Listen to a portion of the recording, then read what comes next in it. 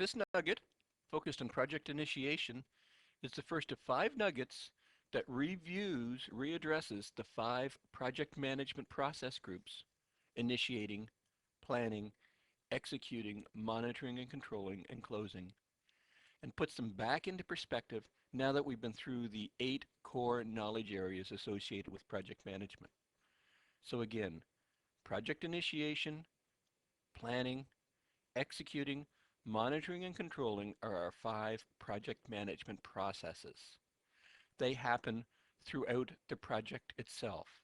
We repeat these 5 project management processes for each phase of the life cycle, ensuring that the project is properly initiated, or the phase is properly initiated, planned, executed, monitored, and controlled, and closed. What happens inside each of these process groups is the appropriate components of each one of the knowledge areas. So the appropriate components of scope, the appropriate components of time, the appropriate components of cost, and so on, are brought to life, are actually delivered by you, the project team, during project delivery in these 5 project management processes. In this nugget, as I said, we're going to focus on project initiation. In project initiation, our focus is on developing the project charter, ensuring the high-level view for the project, ensuring the high-level definition, the business requirements are defined at sufficient level that it's relatively clear, and I deliberately used relatively clear. It's not the final detailed project scope statement, but it's the project charter outlining the project requirements, and it's the preliminary feasibility study assessing that the project makes sense.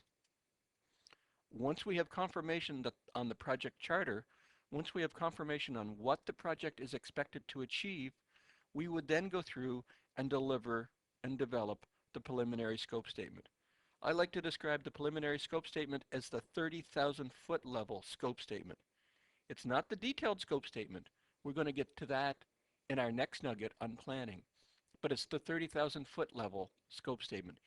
Philosophically, conceptually, if the project does X, Y, and Z, does this satisfy your requirements? It's not the details of what is in X, Y, and Z, but it's philosophically, fundamentally, at the 30,000 foot level, if we satisfy X, Y, and Z, have we satisfied that your project will achieve your business expectations?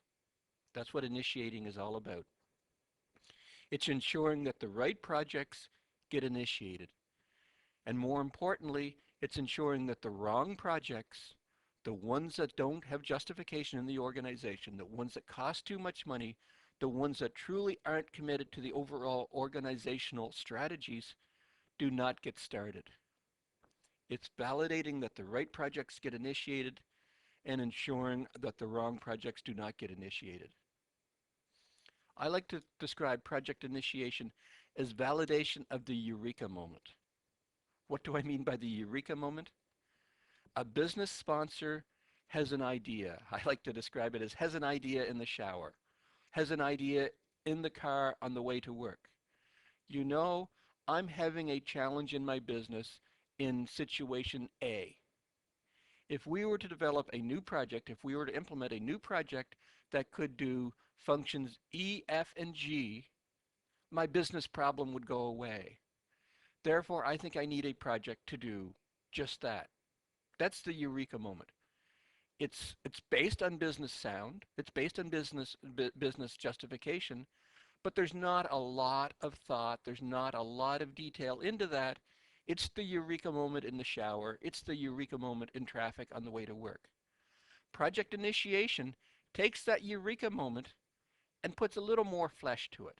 It takes that eureka moment and ensures that, yes, it is truly a business problem as opposed to a current pain, like an ongoing, enduring business problem, as opposed to a current moment of pain that the business sponsor is having. And it validates that the justification, it validates that the end results from the project will truly satisfy the eureka issues, the pain issues, that the project truly does make sense. Again, it's validating that the right projects get initiated and validating that the wrong projects Great eureka moment. We don't want to stop our business managers from having eureka moments, but we want to take those eureka moments and validate them. That's what project initiation is all about. In more detail, initiating is all about defining the business need, truly understanding exactly what the business requirements are. Again, at the 30,000 foot level, remembering we're still in initiating, we're not in detailed planning, but we need to understand the business requirements, the business need, at sufficient level of detail at the 30,000 foot level to ensure that our project is going to be able to satisfy the requirements. It's no good initiating a project to do X if it's impossible to do X, or if the cost or time to do X is going to be so prohibitive that the business will not sponsor it. So it's critical that you understand the business need. Even more critical is the identification of the project sponsor. You need to identify upfront, before the project starts, before planning even starts, who the project sponsor is. The project sponsor needs to be a business unit person. The sponsor must be from the business. The sponsor must have sufficient authority. The sponsor must have sufficient budget. The sponsor must have sufficient power to ensure that your project will be a success. Having a valid business need is great, but until you have a business sponsor, someone with the will, someone with the power, someone with the budget, someone with the ear of the senior management for the organization, if you want to look at it that way, to ensure the project gets the attention, the money, the resources that it needs to be a success, your project will never be a success. The sponsor must be identified, and the sponsor must be the right sponsor. Power, authority, need. Ideally, in initiating, you will assign the project manager. You yourself will get assigned to the project during initiating, and you will carry through the project until termination. Assigning the project management earlier than later is very important. The PMBOK insists that the project manager is assigned during the initiation process. I agree 100% with that PMBOK definition. The earlier the project manager is assigned to the project, the more ownership, the more understanding, the more continuity, the more the project will have. So as the PMBOK insists upon, I agree, assigning the project manager is an activity that should take place during initiating. Unfortunately, my experience has been, and maybe I've just worked with all of the wrong companies, my experience has been that the initiating process often happens either without a focused project manager. It's simply a series of activities that happens within the business to get the project approved, or the project manager assigned during initiating is not the project manager who carries through and delivers the project simply because of other commitments, simply because of potential time lapse between when the project initiation processes take place. The project is initiated, the project charter is prepared, presented to senior management in a series of time. It may be weeks, it may be months within the organization before the project is officially approved and we go into the planning process. So often the project manager involved with initiation has gone on to other projects, and a new project manager is assigned to carry on and fulfill the project. Acceptable, but not ideal. Ideally, a project manager is assigned during initiation, and that project manager carries that project through to final termination. Once we have the sponsor identified, once we have the project manager identified, and we have the business needs documented at the appropriate level, we need to identify who the project stakeholders are. It's great to say we have the sponsor with the power, the authority, the money. We need to know who the other significant stakeholders are going to be. Who truly cares about this project? Who's going to be impacted by this project? And probably as important, or maybe even more important, who are the opponents to this project? Who truly would prefer to have this project not be initiated? Who would prefer to have the funds for this project diverted to their business unit? You need to go through and identify all of the stakeholders, people impacted by, people who can favorably support your project, and people who will potentially negatively support your project. Get those identified so you can start to take the appropriate actions during the initiation process to support and manage the supportive stakeholders and to manage and encourage the non-supportive stakeholders. This is all part of justifying the project, ensuring that the eureka moment that we just discussed is justifiable, that the project is reasonable, that it is doable, that the funding for the project is available, that the cost justification for the project, the cost-benefit analysis is realistic, and that senior management will truly buy in and support the project. That's what initiating is all about.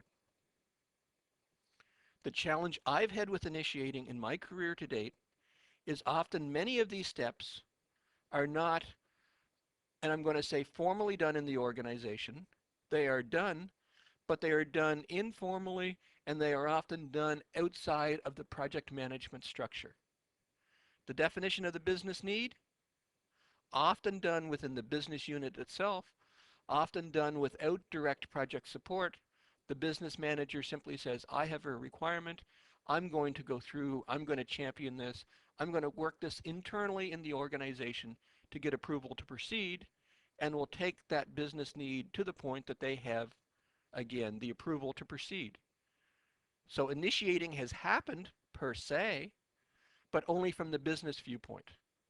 The initiating has not happened from the project viewpoint, and all of the extra components that we need to be successful as a project may or may not have happened.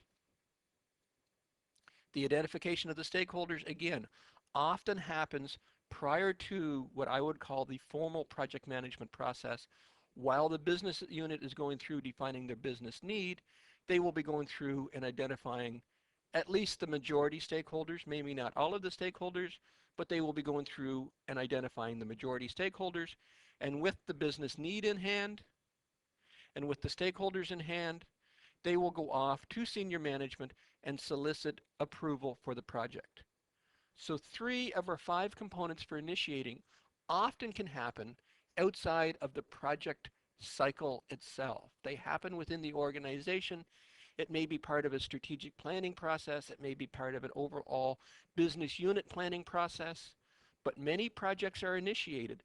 Many projects get to the point of justification / preliminary approval well outside of the project management processes themselves. If you are brought in to develop a project plan based on these external initiating process where the business need is identified, the stakeholders are identified, and the project is justified, I would recommend you do a very brief initiating process to validate that the business need is still realistic. Time may have passed. It may have been 2 months, 4 months, 6 months from the point that the strategic plan was developed, the business unit plan was developed, and the project finally gets approval. Has the business need changed at all? Do we need to revalidate, re-justify the project? Again, as time has changed, stakeholders may change, or again, because it's the business unit that developed the original project justification, potentially, and I'm not trying to be insulting to the business unit, but potentially the stakeholders they identified were more micro-focused on their particular business unit and what impact to their business unit is going to be, as opposed to the more global-focused stakeholder analysis to understand who the global corporate stakeholders are going to be. So again, I would suggest when you're brought in with initiating already in place or done, or pseudo-done, that you review and do the mini initiation process, reevaluate who the stakeholders are. Absolutely ensure that you have the right sponsor. My experience has been when pre-initiation happens, that there's not a true identification of a business sponsor. You may have a business unit manager who defined the business need, secured commitment for the project, but are they truly the right sponsor? Do they have the power? Do they have the authority? Do they have the desire for the project to succeed? Or are they simply the wrong person in the organizational chain? As we've discussed several times through this series of nuggets, the sponsor is critical. They must be the right person with the right skills, with the right knowledge, with the right power, with the right budget to ensure the project is a success. And my experience has been often pre-initiated projects, the sponsor is not well identified, the sponsor may not even be the right person. And obviously when you've brought in the assignment of the project manager component has taken place, so that is in place after the pre-initiation. Bottom line, initiating is a critical process. We need to ensure these steps are done. Often many of these steps are done pre-initiating. You as a project manager need to go through and review, not redo, but review these steps to ensure that the passage of time, that the identification of additional information through a more complete, more thorough analysis by the identification of the appropriate sponsor, that there have not been subtle changes to the overall project requirements, and re-solicit justification for the project, re-solicit approval for the project. The first of the two deliverables we're going to produce as part of initiating is the project charter. The project charter defines the business requirements. The project charter defines the project from the business viewpoint. The project charter should be absolutely focused on the business activities, the business requirements, what the business hopes to achieve from the project, what the benefits the business will get from the project. So as with any formal deliverable, and this is a formal deliverable, we need to include an introduction. The high-level executive summary, if you want to use that terminology, describing what the project charter is all about. You need to recognize that the project charter is going to go very high in the organization. You need to spend significant time, significant attention to crafting the project charter well.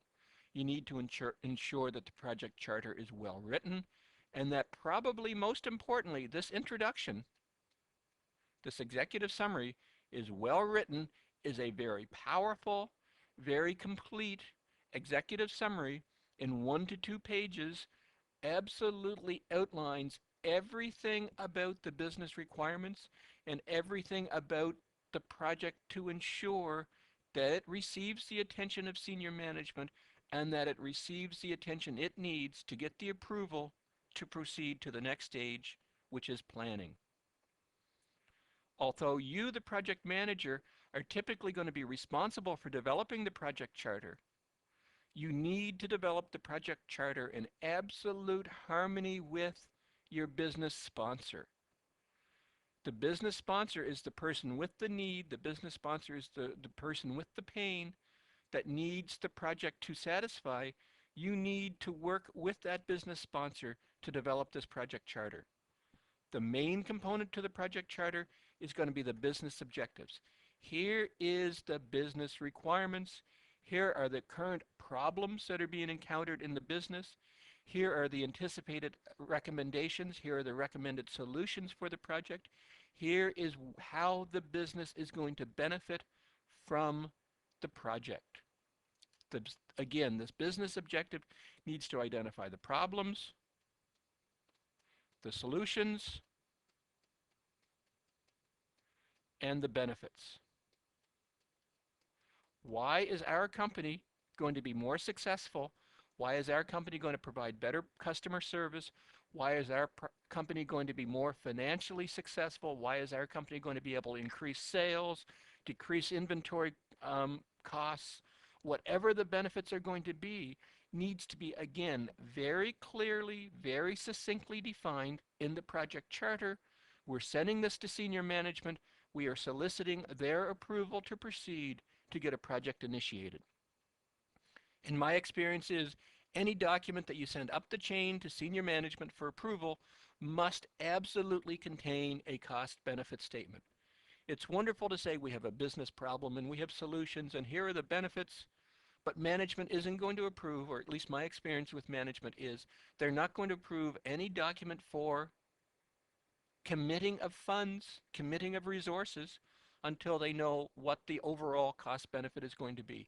If I spend $50, $200, $300,000 on this project, am I going to get my money back? Is it a 1-year payback, a 2-year payback, a 5-year payback? a payback based on tangible benefits, a payback based on intangible benefits? How will I know that I am taking the right actions, committing the right financial resources, committing the right human resources to the project to ensure that the project is going to succeed? The project charter is your first communication to senior management that says there is a business problem, we need a project to satisfy that business problem, and with this preliminary cost-benefit statement, we have a solution to the business problem. My recommendation is, and this may not be appropriate in all organizations, is you need to get formal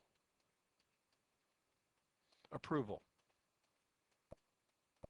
i.e. a signature line, and on that signature line, I, the project manager, will sign my name. What a signature, eh? There will be another signature line where the business sponsor will sign their name. So I think it's important in a project charter that the authors will sign their name that says, we believe in this document, we support this document by affixing our signature to this document. I, Steve Casely, I, business sponsor, agree that this is a valid, realistic, I'm putting my name to it, I'm putting my signature to it, and then there needs to be additional signature lines for senior management.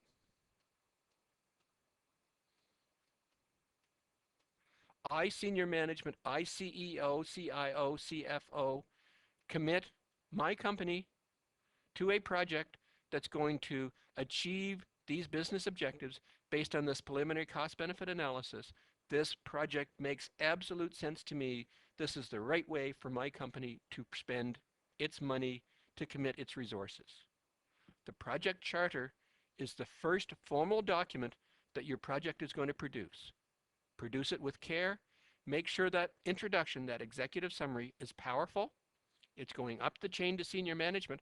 I hope they're going to read the whole document, but maybe sometimes senior management is going to accept your recommendations. Again, you put your signature on it, your recommendation, and is going to focus only on that executive summary, that introduction.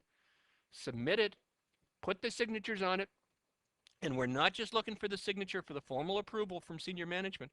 We're expecting you and the business sponsor to put your signature on it too, that says, I stake my reputation on this project charter. This project charter is well prepared. I believe in the results. I want my company to initiate a project to satisfy these business requirements. The second and final deliverable from initiating is the preliminary scope statement. The preliminary scope statement will start where the project's charter left off and provide more detail on how the project is going to satisfy the business requirements. We don't typically start the preliminary scope statement until the project charter has been presented to management and approved by management. So it's sort of an iterative stage of approval to move forward in initiating so that we can get final approval. Sounds like there's a lot of approvals going on. But remember, you may be talking about committing very large amounts of corporate resources to a project. You need to ensure that the approvals are happening at the appropriate levels, that you're not pre-committing, pre-spending money that the organization should be focusing elsewhere.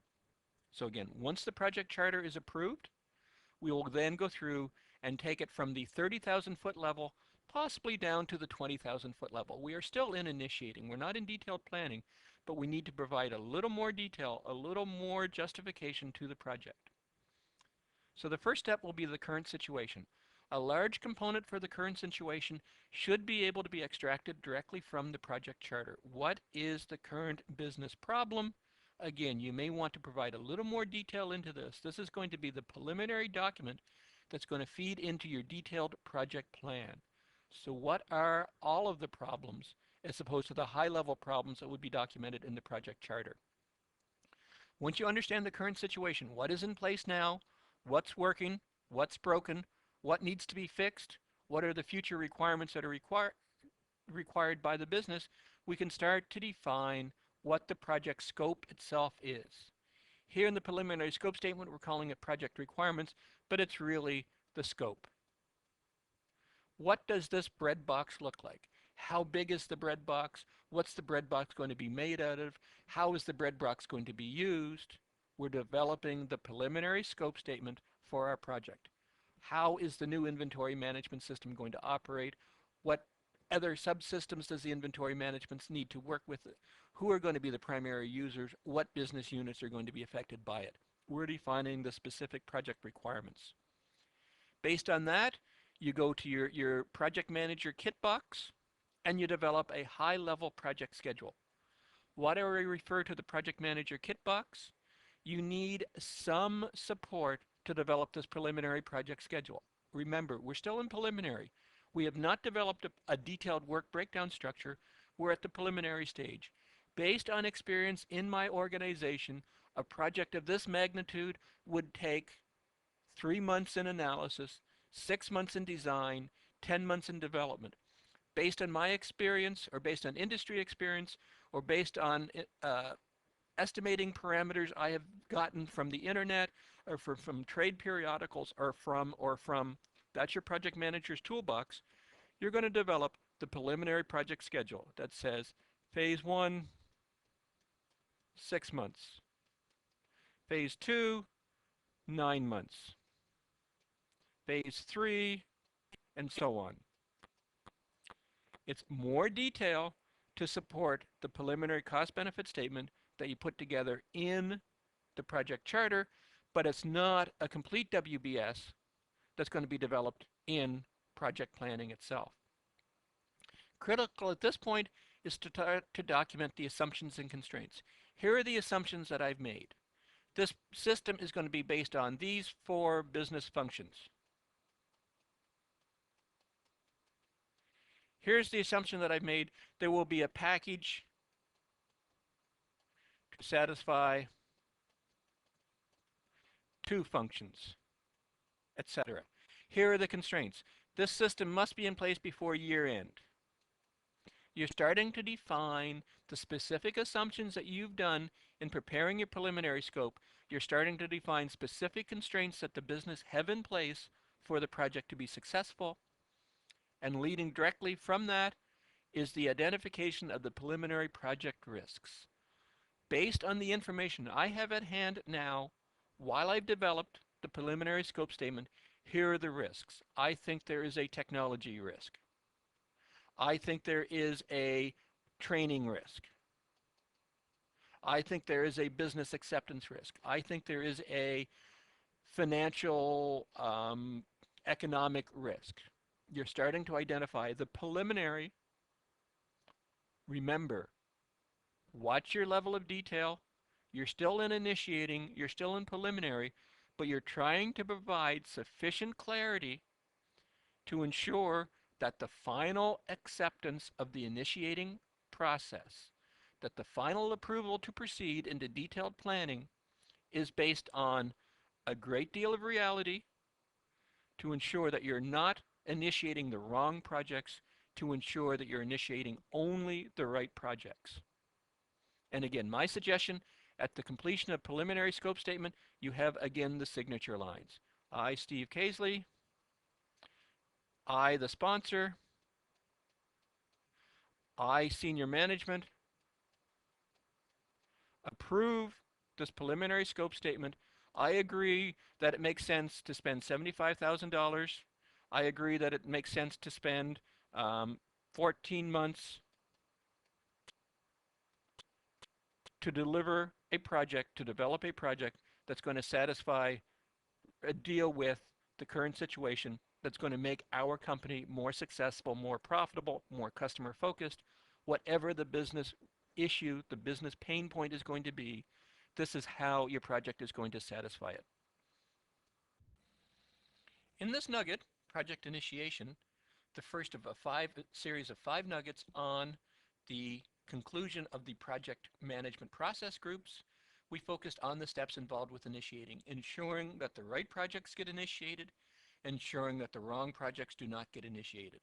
We accomplished that by developing the project charter, which defines the business requirements, defines exactly what the project will accomplish and what benefits the project will get from that. Based on formal approval of the project charter, we go on and we develop the preliminary scope statement, the 30,000 foot level scope statement defining the preliminary schedule, the preliminary risks, the preliminary statement of how the project will satisfy the business requirements identified in the project charter. The project charter is focused on business requirements. The preliminary scope statement is focused on how the project will satisfy the requirements. Again, this is the first of a series of 5 nuggets on the 5 project management process groups.